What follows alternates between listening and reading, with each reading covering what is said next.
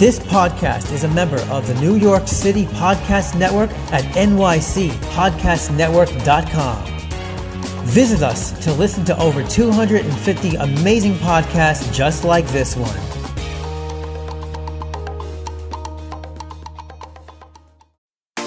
Japanese street style is some of the cutest and trendiest clothing in the world. Introducing Cherry Goddess Women's Clothing and Accessories, the hottest original and cute clothing company. We offer tops, clothes, accessories, shoes, dresses and skirts, and comfortable homeware that we guarantee you will love. Cherry Goddess Women's Clothing, super cute Japanese style clothing.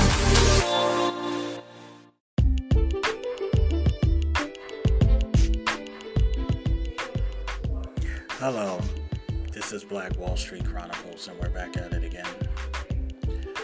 Thank you for listening to my podcast. Today we will talk about Joe Rogan, a comedian, mixed martial artist, and podcast personality. He was some controversy about alleged misinformation regarding COVID-19 and saying some offensive language. And we're going to basically do a deep dive because a lot of y'all may not know who he is and what his accomplishments is. And then we're going to go in and start talking about my opinion on the situation. All right, here we go. Joseph James Rogan was born on August 11th, 1967. Is an American podcaster, Ultimate Fighting Championship color commentator, comedian, actor, and former television presenter. He hosts the Joe Rogan Experience, a podcast that he launched in 2009, in which he discusses topics such as current events, comedy, politics, philosophy, science, and hobbies with a variety of guests. Rogan was born in Newark, New Jersey, and began his career in comedy in August 1988 in the Boston area. After relocating to Los Angeles in 1994, he signed an exclusive development deal with Disney and appeared as an actor on several television shows, including Hardball and News Radio. In 1997, he started working for the UFC as an interviewer and color commentator. He released his first comedy special, I'm Going to Be Dead Someday. In 2000, he hosted a game show, Fear Factor, from 2001 to 2006. After leaving Fear Factor, Rogan focused on his stand-up career and hosted more comedy specials. He launched the Joe Rogan Experience in 2009. By 2015, it was one of the most popular podcasts in the world, regularly receiving millions of views per episode. Spotify obtained exclusive distribution rights to the Joe Rogan Experience in 2020 for US $100 million. In 2022, Rogan became the subject of controversy for hosting physicians on his podcast who provided misinformation regarding COVID-19. In his early life, Joseph James Rogan was born on August 11, 1967 in Newark, New Jersey. He is 3/4 Italian and 1/4 Irish descent. His father, Joseph, is a former police officer in Newark. Rogan's parents divorced when he was 5, and he has not been in contact with his father since he was 7. Rogan recalled, all I remember of my dad was these brief violent flashes of domestic violence. But I don't want to complain about my childhood. Nothing bad ever really happened to me. I don't hate the guy. From ages 7 to 11, he lived in San Francisco, California, after which his family moves to Gainesville, Florida. They let him settle in Newton Upper Falls, Massachusetts, outside Boston, where Rogan attended Newton South High School, where he graduated in 1985.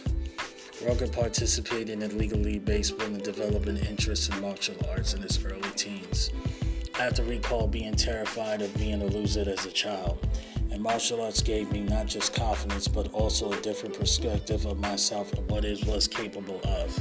I knew that I could do something I was terrified of, and that was really difficult, and that I could excel at it. It was a big deal for me. Martial arts were the first thing that ever gave me hope that I wasn't going to be a loser. So I really gravitated towards at it. At age 14, Rogan took up karate, and a year later started taekwondo. When he was 19, he won the U.S. Open Championship Taekwondo tournament as a lightweight. He was a Massachusetts full content state champion for 4 consecutive years and became a Taekwondo instructor. Rogan also practiced amateur kickboxing and held a 2-1 record. He retired from competition at age 21 as he began to suffer frequent headaches and feared he might sustain worse injuries. He attended the University of Massachusetts of Boston, but found it pointless and dropped out early. He lived in Boston area until he was 24. Rogan had no intention of being a professional stand-up comedian and initially considered a career in kickboxing. He was a fan of comedy from a young age, and comedian Richard Pryor's film Live on Sunset Strip affected him in such a profound way. Nothing had made me laugh like that. Rogan's friends from gym and Taekwondo school, who he would make laugh with impressions and jokes, convinced him to have a go stand-up comedy at 21. After 6 months preparing material and practicing his delivery, he performed his first stand-up routine on August 27, 1988, at an open mic night at Stitch's Comedy Club in Boston. While living in Boston and working on his stand-up, Rogan held several jobs to secure himself financially, including teaching martial arts at Boston University in Revere, Massachusetts, developing newspapers, driving a limousine, doing construction work, and performing duties for a private investigator. Meanwhile, his booth comedy style earned him gigs at bachelor parties and strip clubs. One night persuaded the owner of a comedy club in Boston to allow him to try a new 5-minute routine. At the show was talent manager Jeff Sussman, who likes Rogan's acts and offered to become his manager. Rogan accepted Sussman's offer. In 1990, Rogan moved to New York City as a full-time comedian. He was scratching and grinding for money and stayed with his grandfather in Newark for 6 months. Rogan later cited Richard Jeni, Lenny Bruce, and Sam Kinison and Bill Hicks as comedy influences. In 1994, Rogan relocated to Los Angeles, where his first national television spot followed on the MTV comedy show Half Hour Comedy Tour. The appearance which led to networks offering him a 3-year exclusive contract and a role in a pilot called A Dopey Game Show for $500. Rogan declined, but it prompted Sussman to send tapes of Rogan's performances to several networks, which sparked a bidding war. After a period of negotiation, Rogan accepted a development deal with the Disney Network. He secured his first major acting role in the 1994 9-episode Fox sitcom Hardball as Frank Volante, a young egocentric star player on a professional basketball team. Rogan called the hiring process weird, as the network had no idea if he could act until he was asked by Dean Valentine, then president of Walt Disney Television, to whom he replied, "If you can lie, you can act. And if you can lie to crazy girlfriends, you can act under pressure." The filming schedule was a new experience for Rogan, who started to work 12-hour days. Rogan later said it was a great show on paper until a horrible executive producer with a big hoe was hired by Fox to run the show and rewrote it. Around this time, Rogan began performing at the Comedy Store in Hollywood and was hired as a paid regular by owner Mitzi Shore. He performed at the club for the next 13 years for free, paid for the venue's new sound system.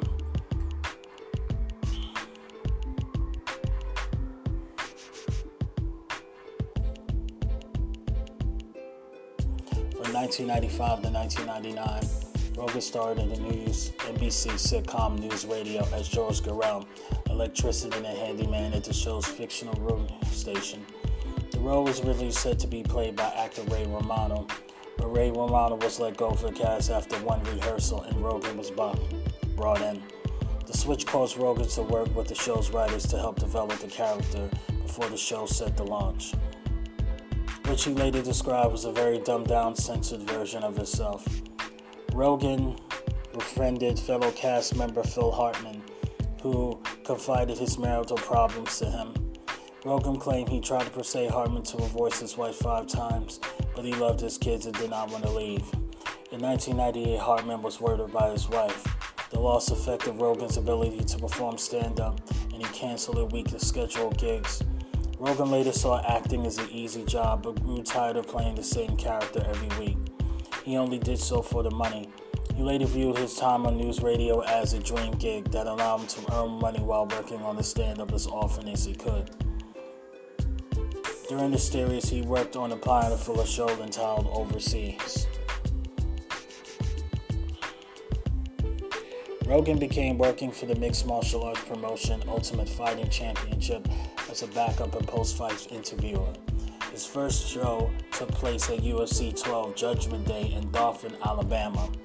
On February 7, 1997, he became interested in Brazilian Jiu-Jitsu in 1994 after watching Royce Gracie at the fight UFC 2 No Way Out, and landed a position as the organization as Sussman was friends with the co-creator and original producer, Campbell McLaren. He quit after 2 years after his salary could not cover the cost of traveling to events, which were held often in rural locations at the time. After the UFC was taken over by Zuffa in 2001, Rogan attended some events and became friends with his new president, Dana White, who offered him a job as a color commentator.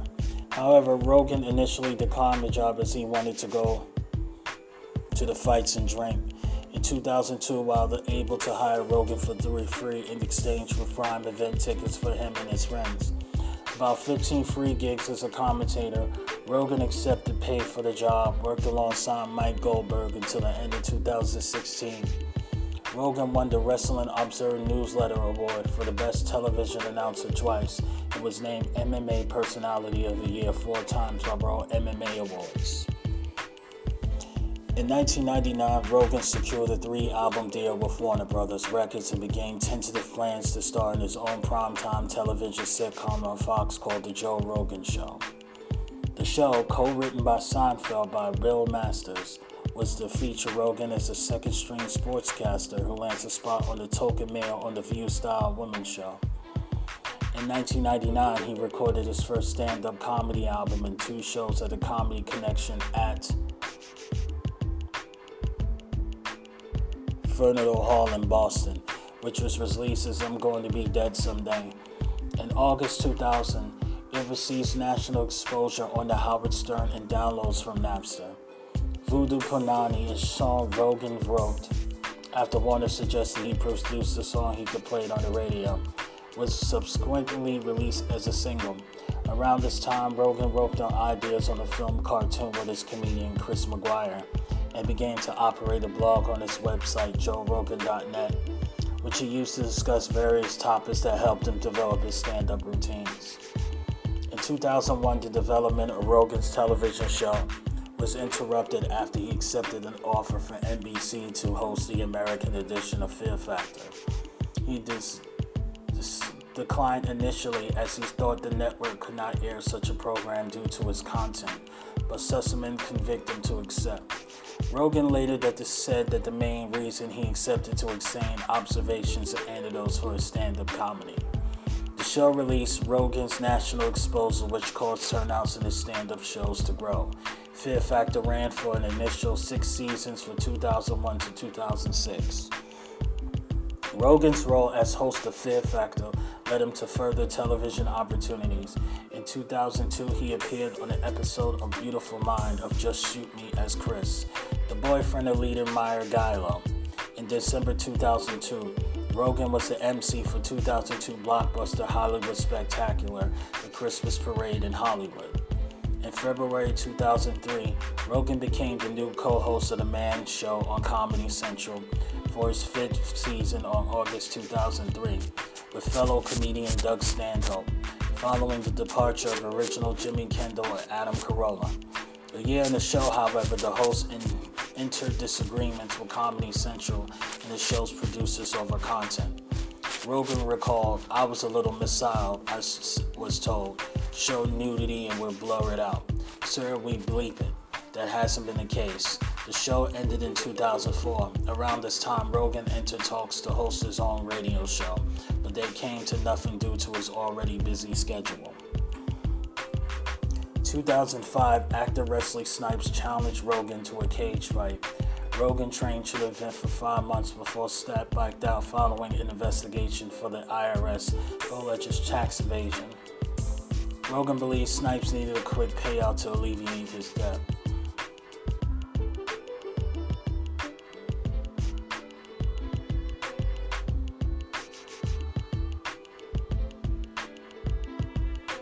After Fear Factor, Rogan focused his career on stand-up comedy. His concentration on television had made him feel lazy, uninspired to work on his new material for his act. With the money he had earned from television, Rogan hired 2 people full-time to film him and his comedy friends on tour, and release clips on the schedule for a Joe web series. In May 2005, Rogan signed a deal with the Endeavor Talent Agency. 2 months later, he filmed his second stand-up comedy special, Joe Rogan Live, in Phoenix, Arizona. The special premiered on Soul Chime in 2007. In 2005, Rogan wrote a blog entry on his website accusing comedian Carlos Mencia of joke theory, a claim he has made since 1993. The situation culminated in February 2007 when Rogan confronted Mencia on the stage comedy store in Hollywood. Video of the incident was uploaded on YouTube and included evidence as comments from other comedians, including George Lopez, the Reverend Bob Lively, Bobby Lee, and Ari Shaffir. The incident led to Rogan's talent agent expelling him as a client of the Gerst agency, who managed Mencia, and is banned from the comedy store, which caused him to relocate to his regular venue to the Improv Hollywood Comedy Club.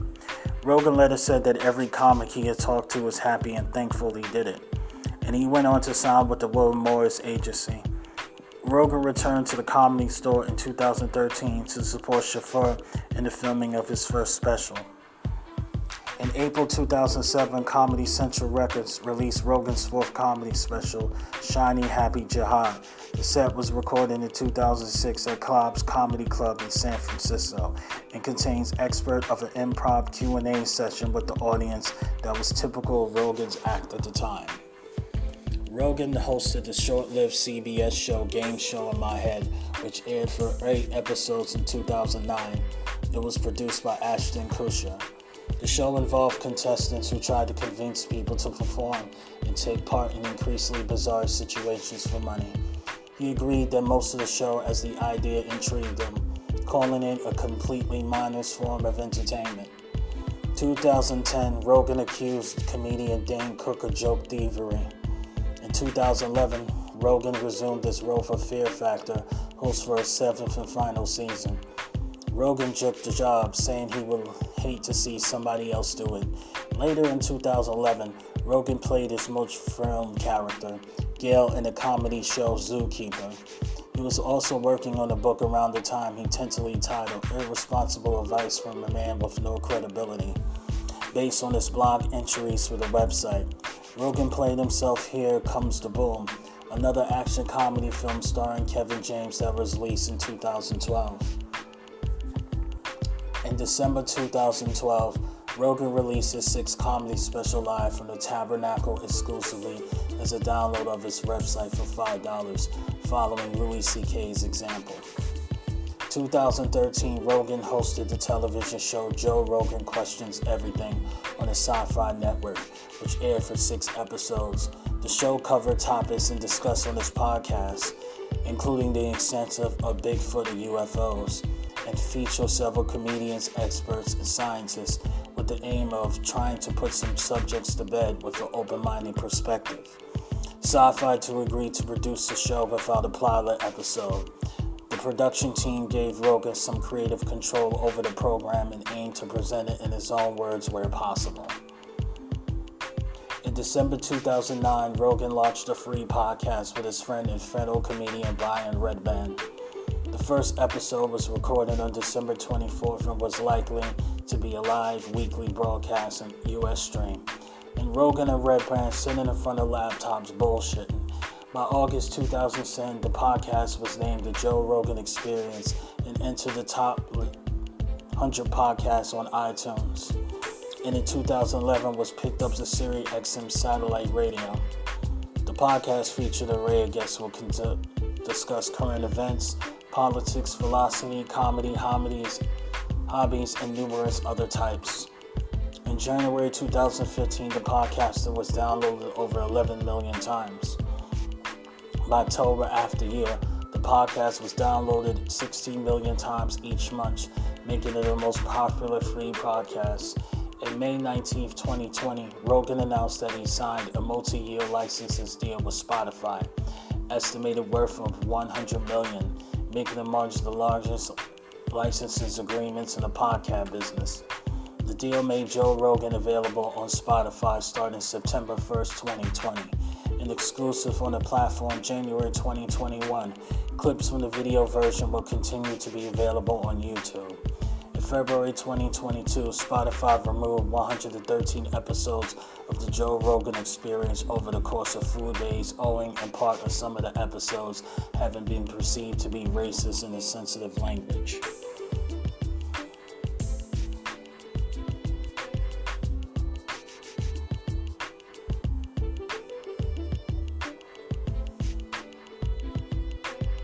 Rogan married Jessica Dizel, a former cocktail waitress, in 2009.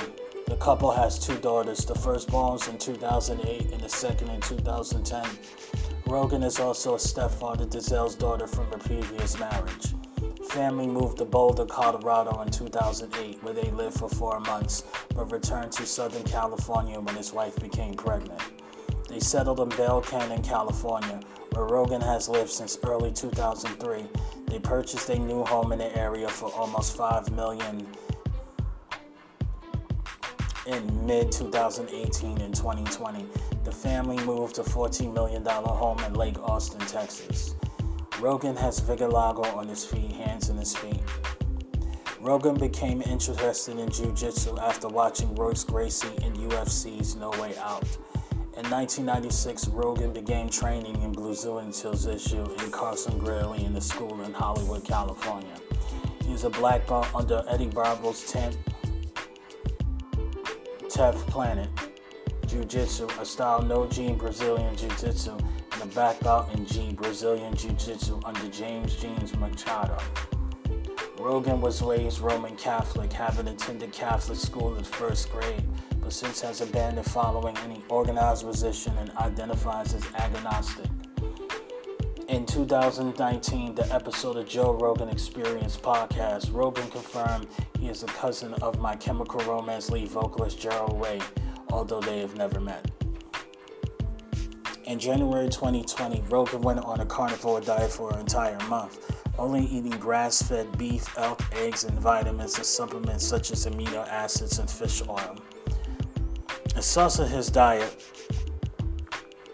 Rogan said he lost 12 pounds and he has experienced increasing energy and relief from thyroid health issues. However, Rogan admitted that the diet also negatively impacted the digestive system. In January 2021, Rogan announced that he will go out and meat and a fruit diet for the entire month.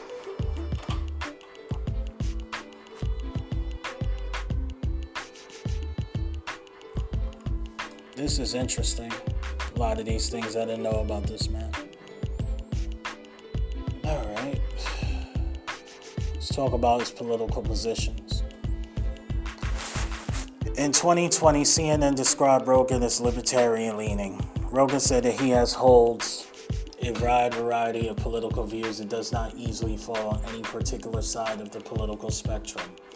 He has described himself as socially liberal, saying that he supports same-sex marriage, gay rights, women's rights, recreational drug use, universal health care, and universal basic income, but also supports gun rights and the Second Amendment. Rogan describes himself as a strong supporter of freedom of speech and has criticized what he describes as cancel culture and what he perceives to be the suppressions of those who hold right-wing views in the television and film industry. He has also criticized what he describes as an American foreign policy of military adventurism. The Rogan Ron Paul in 2012 presidential campaign and voted for Libertarian candidate Gary Johnson in the 2006 U.S. presidential election. He endorsed Bernie Sanders during the 2020 Democratic Party presidential primaries, but ended up voting for Joe Jensen in the general election. Rogan has criticized political polarization in the United States and accused American liberals of hoping for the U.S. president to fail, Donald Trump to fail, simply because they dislike his persona.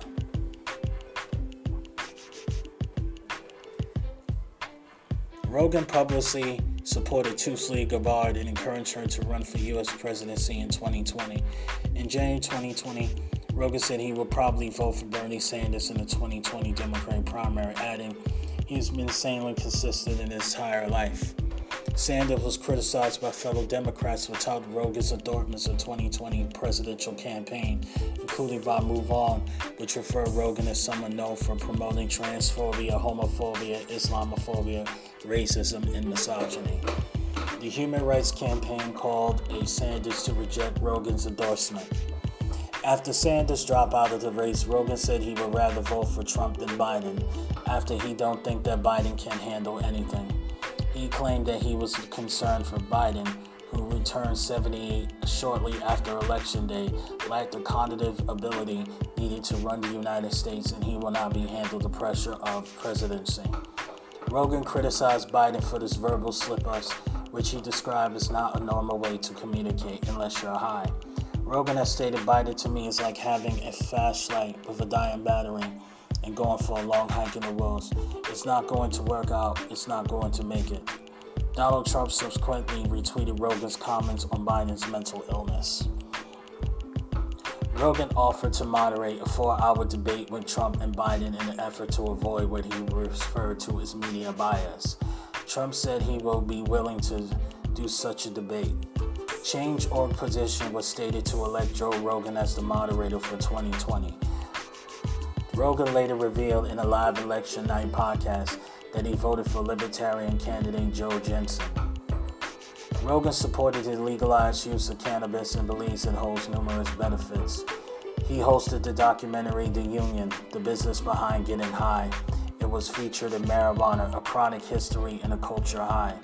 He also supports the use of LSD, psilocybin mushrooms, and DMT towards the explosion of enhanced consciousness, as well as introspection.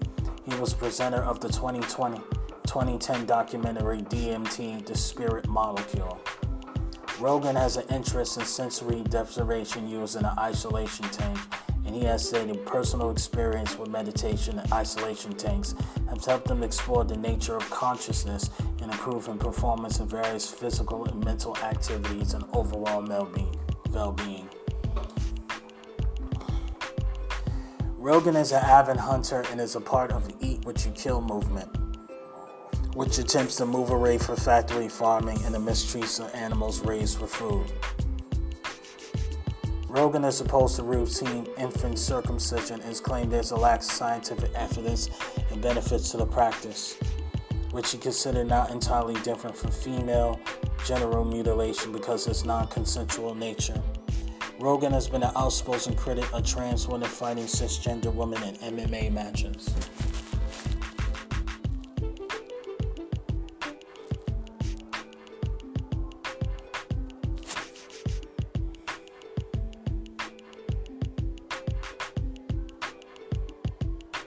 Yeah. This is very interesting. Now, let's talk about his controversies. Remarks on COVID-19. In April 2021, Rogan made false remarks about COVID-19 vaccines, in particular claiming that young, healthy people do not need to be vaccinated against the virus. This view was criticized by Anthony Fauci and White House Communication Director Kate Bedingfield, as well as other by several media outlets. Part of the objection that there have been notable cases affecting young, healthy people. Rogan acknowledged that there was some legitimate science behind Fauci's view and emphasized that he was not a doctor and should be not taken as a respected source of information. In August 2, 2021, Rogan expressed concern that means of mitigation, such as vaccine passports, would bring society one step closer to dictatorship. September 1st, 2021, Rogan tested positive for the virus. Soon after, he released an online video reporting on the status of his condition and stated that he had been given a regimen including monoclonal antibodies, prednisone, anamycin, and NAD-drip, a vitamin drip, as well as intermycin, a drug usually taken to treat parasitic infection and not endorsed by the FDA as an effective treatment for COVID-19. This caused controversy due to multiple people reporting being hospitalized and self-medicating with an overdose of the counterform of intermycin injected to treat llamas and livestock, which typically has a significantly larger dosage. Rogan criticized CNN for describing intermycin as a horse dewormer. Outpatient prescribing intermycin has recently increased significantly due to the unproven claim that it is effective against COVID-19. The FDA has called this trend disturbing. On September 3, 2021, Rogan tested positive for the virus. In January 2022, 207 scientists, physicians, professors, doctors, and healthcare workers wrote an openly letter to Spotify expressing concern over false and societal harmful assertions on the Joe Rogan experience and asked Spotify to establish a clear and public policy to moderate misinformation on the platform. The 2007 signatories took issue with Rogan broadcasting misinformation, particularly regarding the COVID-19 pandemic, and more specifically a highly controversial episode featuring guest Robert W. Malone. The episode has been criticized for promoting baseless conspiracy theories, including an unfounded theory that societal leaders have hypnotized the public. The signatories further assert that Dr. Malone is one of the two recent JRE guests who has compared pandemic policies to the Holocaust. These actions are not only objectionable and offensive, but also medically and culturally dangerous.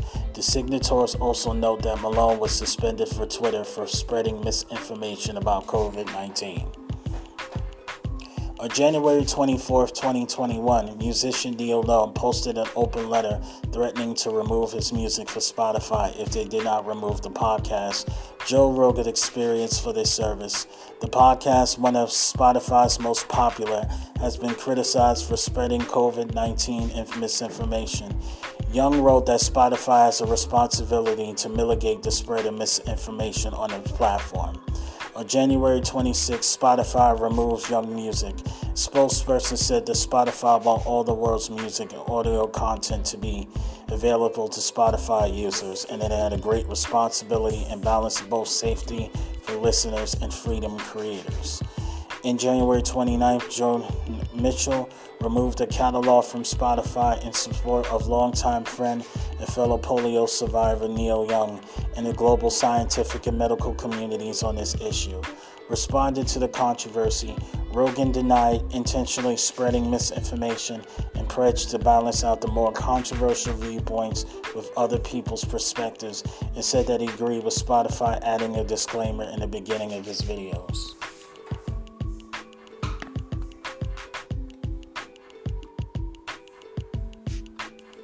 Early in Rogan's stand-up career, fellow comedian Mishran Kangnati complained that he unnecessarily used the gay slur in his act.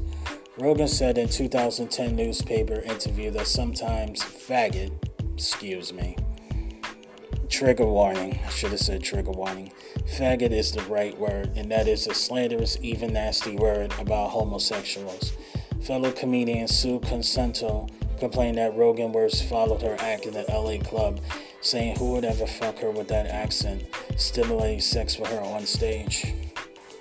In February 2022, a compilation of Rogan saying the racial slur nigga on the Joe Rogan Experience was the first published on Instagram by singer-songwriter India Arie. Rogan apologized, calling his past language regretful and shameful, while also saying that the clips were taken out of context and he only quoted the slur to discuss the use by others. The footage in question, which was deceptively edited to remove proper context, was published by the Political Action Committee in Parent Takes, an affiliate of the liberal PAC Midas Touch. This resulted in allegations of defamation attempt by Midas Touch, which the founders denied in an interview with Barstool Sports founder David Patrinoy. Instead of attributing the flaws of Alex Jones, who was a recurring guest of Rogan's show, Rogan described the video as a compilation of a political hit job. Spotify refused to carry 42 episodes of the podcast when it acquired the exclusive rights. Spotify says it spoke to Rogan about his history of using some racially insensitive language, and it says that Rogan selected 70 episodes, which were moved on February 4th, 2022, all which predates COVID-19 pandemic.